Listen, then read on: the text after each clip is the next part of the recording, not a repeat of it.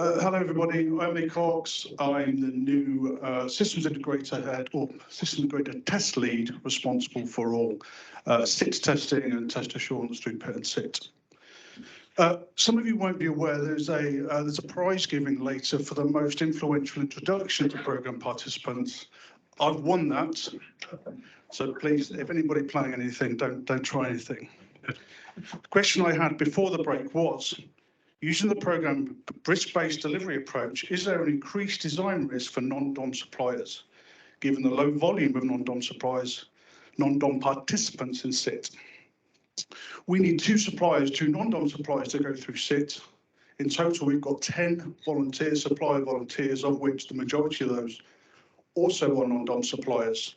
So we're carrying a low risk or the same risk as we're applying across the whole of the programme with all participants, that there's no additional risk for non-DOM suppliers. We've got far more non-DOM participants than we need to achieve our success through completion of SIT. Next slide, please. Next slide. Next slide. You go. Okay.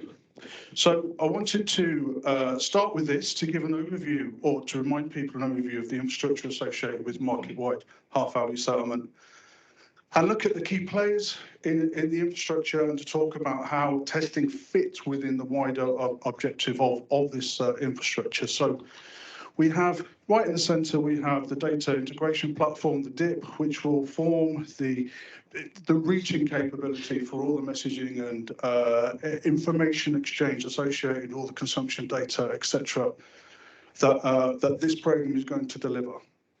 The DIP will also be looking at setting up the PKI solution so we can secure the interfaces and integration layer between all participants.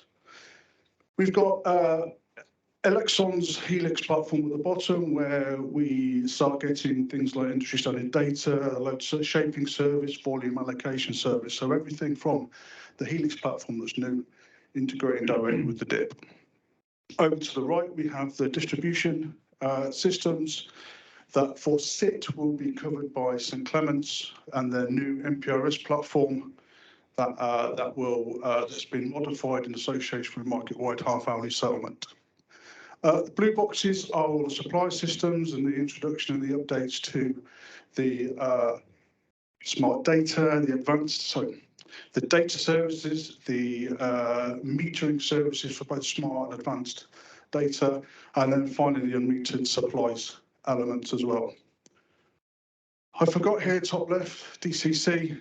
DCC also obviously integral to the solution, and there'll be new user roles to enable access to meters to obtain consumption data. I'll talk to you about two key test phases. We'll focus on functional testing, and we'll talk about pre-integration testing, and then leading into systems integration testing or functional system integration testing. Next slide, please. So this is a block diagram, kind of giving you a different view of the elements of the test phases and the areas and the participants that need to go through PIT into SIT. As I've said, I'll focus this session on pre-integration functional testing and system integration functional testing, recognizing that we have migration testing, we have non-functional testing, we have operational testing that will need to be conducted both from a PIT into a SIT perspective at a later point to coincide with the program delivery. Next slide, please.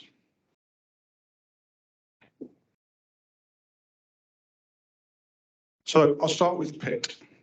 Each program participant system in isolation, fully tested functionally, associated with the market-wide half-hourly design and market-wide half-hourly requirements. PITs will be performed by each, as I said, by each participant, whether they're either going into the SIT route or into the qualification route, as Anna described earlier.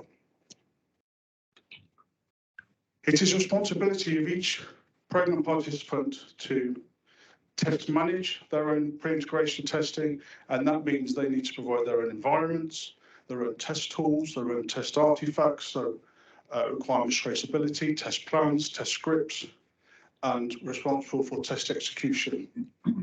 We, as an SI test assurance function, along with the code body's test assurance, will assure as you go from review of the documentation that you need to provide us. We'll pre-test execution, we'll be looking for your test plans and approaches, your requirements to test matrices so we can see your test coverage. We'll be looking at your test scenarios to make sure that what you're planning to test is fit and appropriate. In addition to that, we'll be asking for twice or fortnightly readiness reports so we can monitor your progress into your readiness to start test execution. We go into test execution, then we start monitoring your progress through PIT test execution. So once we've started test execution, we'll be asking you for some progress reporting, and the frequency of that will be monthly, all up to the last 4 weeks of PIT, where that will reduce to weekly, where we can then start assessing your progress to test completion. We get to test completion, and 3 weeks, 15 working days before test completion, we'll be asking for a draft PIT test completion report, so we can start seeing how you shape your report, where you are, understanding it's a snapshot of where you are 3 weeks before completion, so understanding that you may not have achieved the exit criteria set out for PIT. But we will start to see the pitfalls and where you are in terms of your reports and get ahead of the final test completion report that we're required to be issued on the final day of testing, which gives a view of your PIT testing at completion, hopefully looking to meet and adhere to the exit criteria that we set out. Chris mentioned it earlier, 0 severity 1 and 2 defects, 100% of tests executed, 85% of tests passed. They are the target quality metrics that we're setting out for exit criteria. We will be pragmatic, as always. If those are not achieved, if they're not achieved, they'll be reviewed by exception to see what the impact is to the wider programme and your specific position in the programme and moving forward onto later test phases. 2 documents out there that can support or give you information in terms of PIT. We have the end-to-end testing integration test strategy that was issued last year. In light of the programme replan, it justifies a refresh, and we'll be telling you in due course when that refresh will be issued. We also have the PIT guidance document that is out there in the public forum, version 1.1, I think. We are looking to refresh that and issue a new version of the PIT guidance by the end of this month to again reflect new ways of working, slight nuances in terms of how PIT will be phased. PIT will be phased and entry into various intervals within SIT. Next slide, please. Participants finish PIT, finish the PIT and give us the test completion report approximately 1 calendar month before CIT starts. We will assess your completion of PIT against your PIT criteria in parallel with starting to assess your readiness and appropriateness to then enter SIT. First stage of SIT being CIT, component integration testing. Overall, CIT is continuing on the functional vein, but it's very much a de-risking test activity, and it looks after we've tested all these units, all these boxes in isolation, we will plug the boxes together and we will focus on verifying the integration layer between your integration point to the DIP to flush out any integration layer problems. We will verify your PKI solutions set up, and you can securely transfer messages from A to B.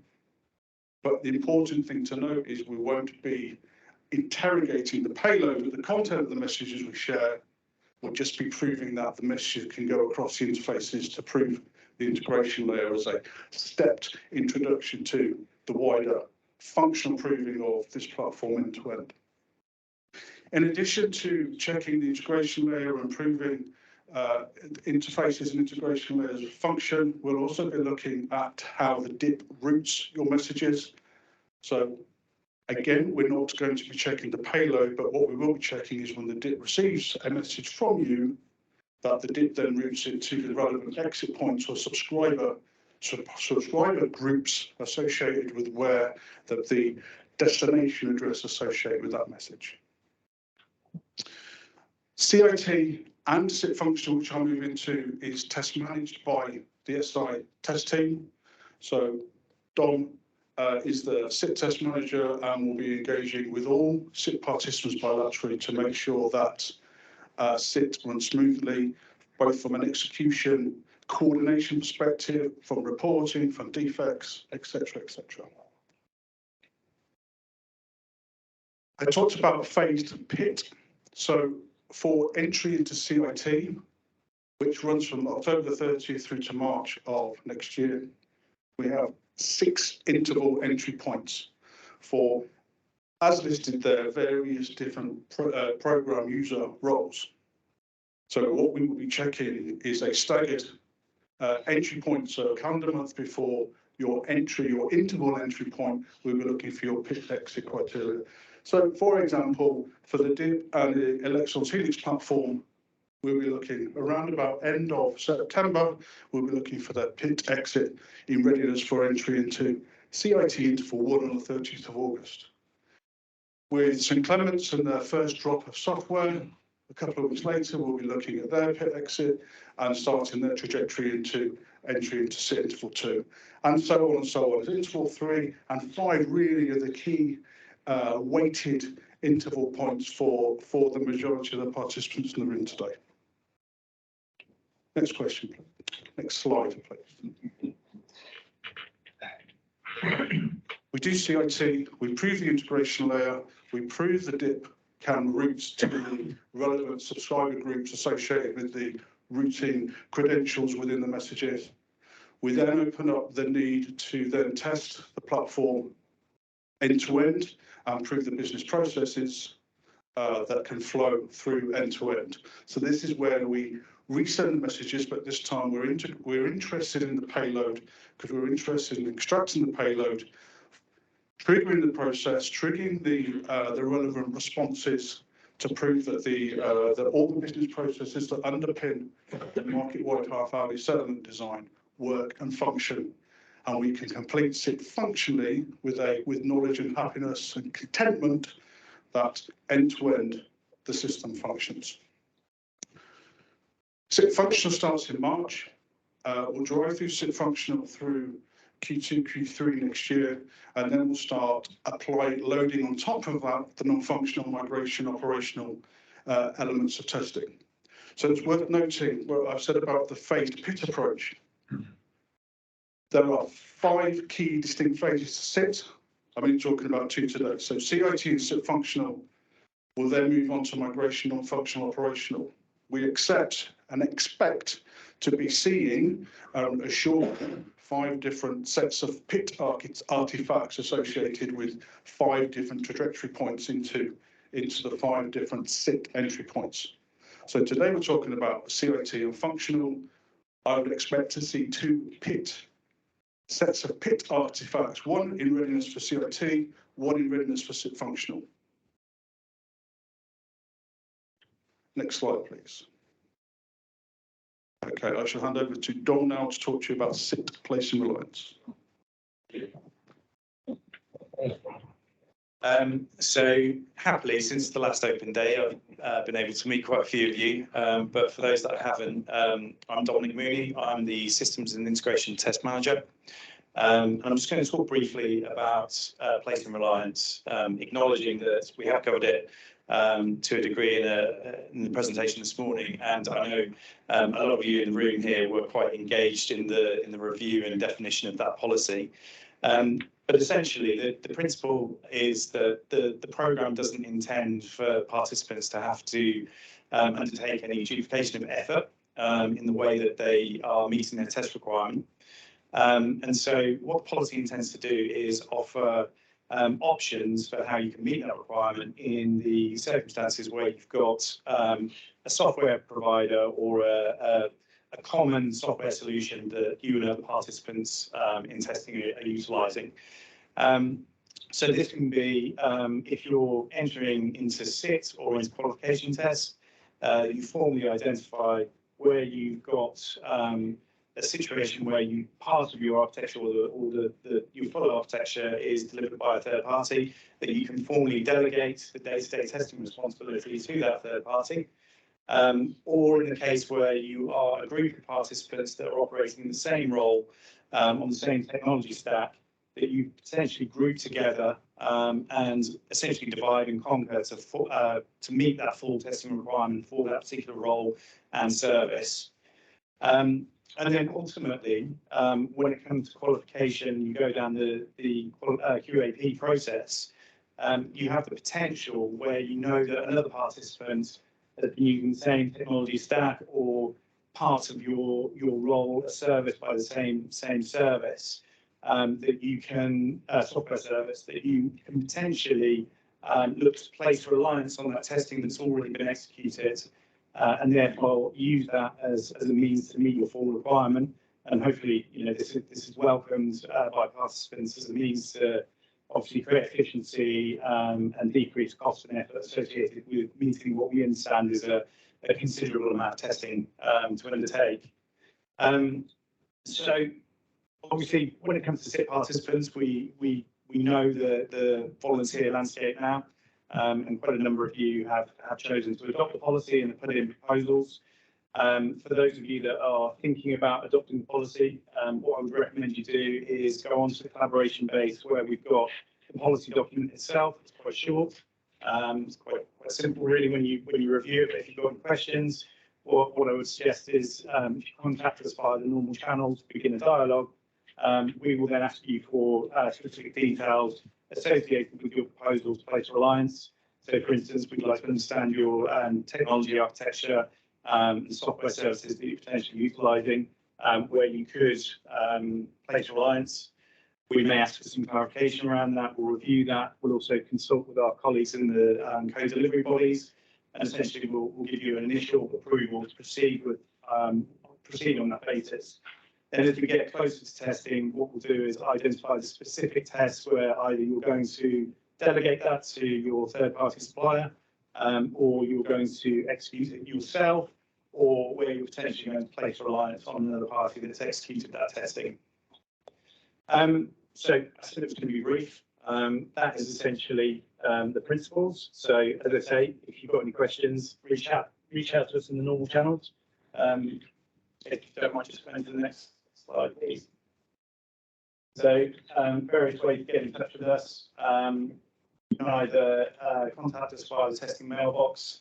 Obviously, there's a set of PPC bilaterals that are already set up. But as Lee mentioned, for those parties that have volunteered for SIT, what we're going to be doing over the coming weeks is actually arranging regular bilaterals with you, specifically focused on supporting you through your preparation for SIT, and obviously any support we can provide for PIT as well. And we'll also invite the test assurance contingent within the team to actually get involved and review your outputs through that process. Obviously, I'm sure you're all aware of the MHHS website and collaboration base, and we've got a dashboard where any associated deliverables are coming out, and you'll be able to see where the periods where we're looking for consultation feedback from yourselves. And just a signpost as well, the newsletter, the clock, which comes out every Wednesday. There'll be updates in there for everyone. If you haven't seen that already, please email the PMO team and get yourself on the distribution list for that. So I think that's all I'm going to cover on this section. So Claire, I think we can move into the Q&A for the testing, please. Sure. Thanks, Dom. So we've got a number of questions that have come through the Slido. So I'm just going to take these in order and we'll get through as many as we can. So I will just read them out. So the first one that I can see that was related to testing.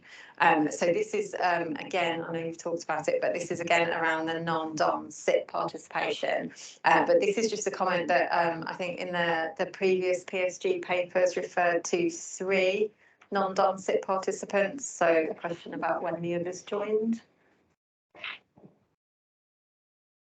So we were counselling SIP participants entry up to the 23rd of May. We were asking for SIP participation up to the 23rd of May, and from that date, we landed with 10 suppliers ready for entry or volunteered for SIT, forming the more than the MVC that we require. And out of those, an interrogation of those suppliers in the Ofgem website, then more than half are non-DOM suppliers. Thanks, Lee. So next question then. So when discussing PIT, this solely relates to DBT1. What happens regarding DBT2 and what is that time limit?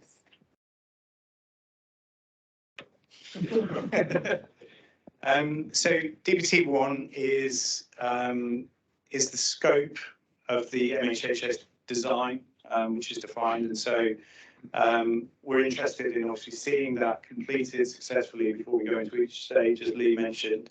DBT2, or as kind of familiar terminology for participants that have been through other programs, is what we refer to as consequential change.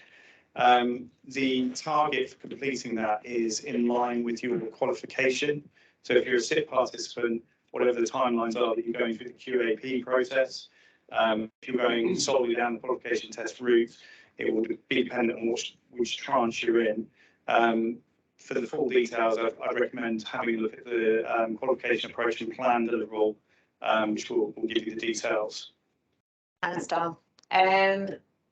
Next one then. So how does the PIT reporting change to align with the recent LSC proposal and compromise around PIT tranching?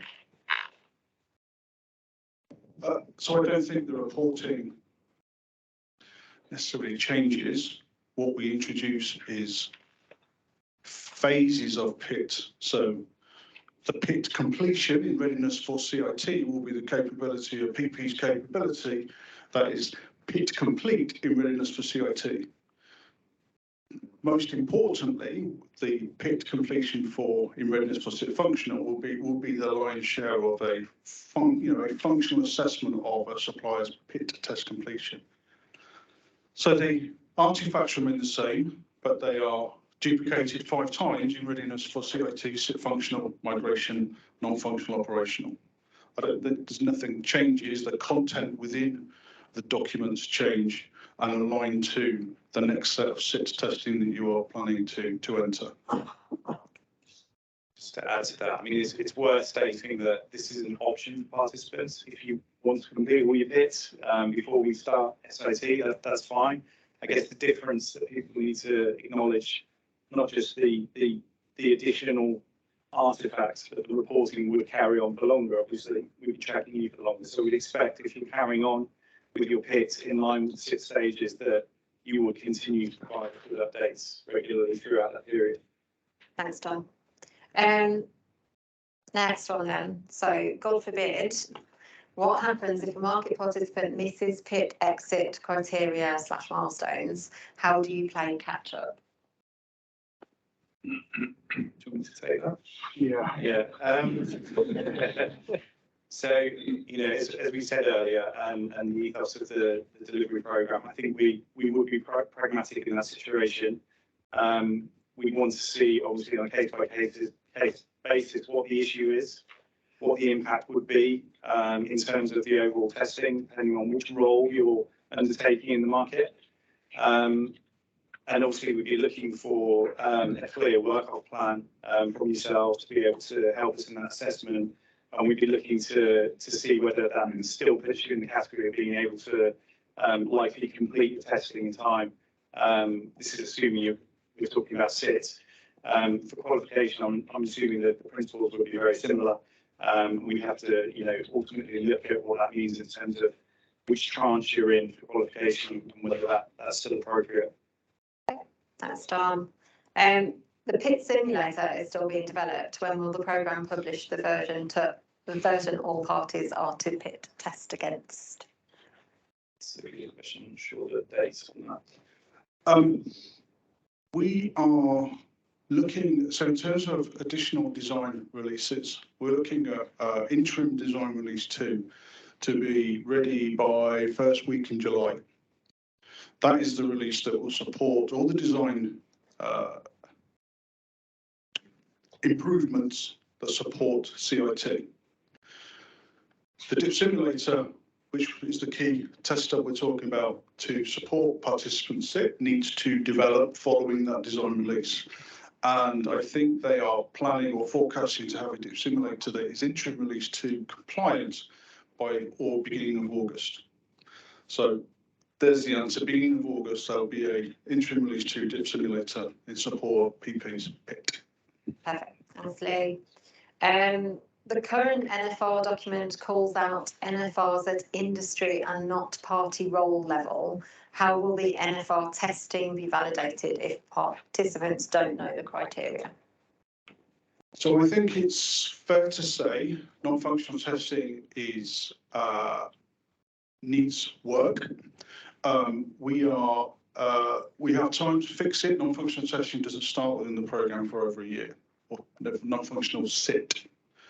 So we are going to start putting some real focus on the non-functional working group, non-functional testing working group to really tease out the requirements, the testable requirements, and then what is relevant to participants' non-functional PIT and what we will test in non-functional sit. So that the answer to that will be teased out via the non-functional test working group to really understand what we expect through participants' non-functional PITs. Okay. COT testing excludes payload assessment, but will include encryption certificates and digital signatures. Is that correct? That is correct. Excellent. What would be the timeline of the PIT monthly report for non-SIT LDSO testing participants? Good question. My starting point would be the same. Monthly reporting, going to a frequency of weekly reporting as a trajectory into the non-SIT LDSO testing. Okay. But that can be worked through the LDSO community. But my starting point would be do the same, use the same model. Okay. Oh, it's just moved. If placing reliance on a software provider, does the software provider submit the PIT report to the programme, or is it the responsibility of the market role to do that? So those that are putting in proposals, what we'll be doing in our follow-up is asking you to complete a rating for the various day-to-day activities and deliverables for testing. And so as an example, that could be you as a qualifying party say to us that you want to delegate to your software provider, for instance, to be the person who joins the defect call and is able to make a decision on releases and that sort of thing. Because we are stressing to participants that even if you are utilising the policy, you are ultimately accountable for your own qualification. When it comes to PIT completion, we expect as a minimum that you would actually provide us with a formal completion report which you've endorsed for your PIT. Now we acknowledge that that's probably been developed by your third party, but that's probably the minimum requirement we would expect from you.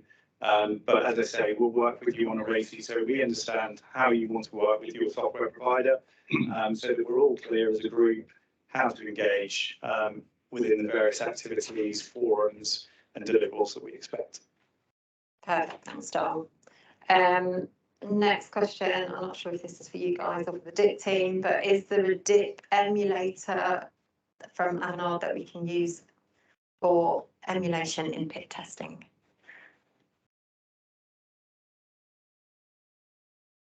I am not aware of that. We've got obviously the DIP simulator. The intent is for that to be used for participants. I guess it's a question for our Avanade colleagues. Maybe we should take that offline and come back to the... Thanks, Dom. We'll take that one away. As it stands for each participant to decide what is covered in PIT, why are we needed to provide scenarios to confirm coverage? That makes sense. Okay, so there's twofold to the deliverables in terms of the requirement to test traceability matrix and the associated test scenarios. So the RTTM can give us a clear indication of test coverage, how on paper, testing is it broad and deep enough? But review the test scenarios actually, so you can have a complete and fully assured and we're happy with an RTTM, but actually what you're saying and how you're going to test your systems, we see and we assure by reviewing your test scenarios. So there's a coverage perspective we get from your RTTM, and we get a level of comfort in terms of how you're testing and you're testing the right things in the right way, and how you're collecting data and test evidence that we can obtain from review your test scenarios. That's why we do both. Thanks, Lee. Right, so for CIT, sorry, just reading. For CIT, how far back into PP systems does it go? Does it cover orchestration and events to trigger the messages, or does it cover simply the connectivity? I know the answer to this, but I'm going to pass it on because it'll say it better. So this has been a subject that has come up quite consistently within the SIT working group. As a programme, what we'd like to do is ensure that we've got a good degree of confidence in CIT, and in order to do that, we would like to see the message that you're generating, so the if message that's being generated from the triggering system in your back office.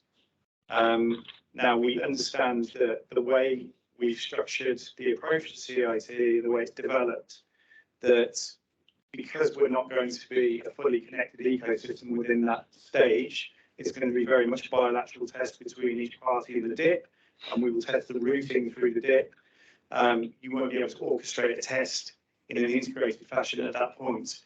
So we would expect that you would trigger that message from within your system in the same manner that you had done in PIT. Now, if you've got a specific challenge in achieving that, then I think we should have a bilateral conversation so that we can understand that in a bit more detail. Thanks, Dom. If the payload in CIT is not being interrogated, then why is there a need to use live-like data? So to say that payload won't be interrogated is probably not the right term. We will look at the payload. What won't happen is it won't then be processed downstream by another party in the end-to-end process. We looked at the options for CIT based on the nature of it, and we were considering the option of using manufactured data in that test stage, but we came to the conclusion that that would potentially create some concerns and risks for participants, and that it would be better that we utilised production data via the data cut. And I don't want to talk into John's presentation. He's going to talk through this, but that's the reason why we've gone down the production data route. And we'll be asking participants obviously to take a data cut, and we'll be using that data because we know, once we've confirmed the quality of it, that it's valid data. Thanks, Dom. Does placing reliance apply to PIT as well? It does. It does. It's not a hard and fast rule from what we've seen for different participants. So that's why we asked for you to identify if you are also delegating that part of your testing to a third party. We've had a range of different proposal types where some parties are getting involved, or they plan to get involved in the PIT, or when it comes to the SIT testing itself, they're fully delegating, or some of the testing is going to be run by the participant, some by the third party. So, we expect there to be a range of different approaches. Okay. Also placing reliance, apologies, I might get this wrong, but I'll try it twice. So ISP adapters, out of the box is fine, but back-end bespoke business process / business process layers are differentiators. So how does that work? I think we'd have to look at that in detail. So begin the dialogue with us, and we can fully understand what the situation is. So I'm not going to give a response here and now, but yeah. Thanks, Dom. Please can you clarify when supplier PIT completion artifacts are expected? Is it the end of September 2023 or a month before entry into CIT interval 5, which is mid-December 2023? So it will depend on the interval that you're in for CIT. The dates are in the plan, but essentially, if you're in interval 5, if you're in interval 6, any interval, work back a month, that's when we expect to see your final pit completion. And the same model will apply for the subsequent stage of the SIT as well, where we'll expect a month before starting that stage that we've seen your final pit completion report that relates to that stage. Thanks. When should we expect placing reliance responses and discussions? So we have received 19 place reliance responses for SIP participation. We have done an informal review of those 19 responses and how happy in so much as the artifacts we've requested from the place reliance policy have been received. So we've got all the content we asked for, and we have done an informal review of that content, and there's nothing that would suggest to date that there's nothing from a place reliance perspective that we can't agree to. However, we are just entering a formal 2-week window where we will formally assure that the proposals. We, from a test assurance, then will then provide some positions and reports that we'll then issue internally within the programme and actually issue to the co-bodies for their position as well. And we're looking to, at some point in July, give formal feedback by bilaterals with the 19 participants that have placed reliance to give their position. So the answer is some point in July, and we're just entering into a formal process to get a formal position to enable to respond. Thanks, Lee. Just conscious of time, we've got 2 minutes left, so I'm going to go with the most popular question I haven't asked yet, and then all of the other questions we will answer offline and provide responses. But the one that looks the most popular is, when can we get more clarity on operational, non-functional and migration testing, as they've not been discussed today? So as Anna said in the co-body update, the SIT migration test approach and plan is due to be issued or formally approved 20th of December. That would bring a industry consultation in November time. So the answer to SIT migration, we'll start seeing documentations coming out in November. The SIT non-functional is due for approval in March, so we're looking at January for consultation windows for SIT non-functional, and the operational is due for approval in May, so we're looking around March time for start socialising the SIT operational test plan, test approach and plan. So November, January, March. Perfect. Thank you, Lee. So I think we're done with the questions. We'll take the other ones away. So thank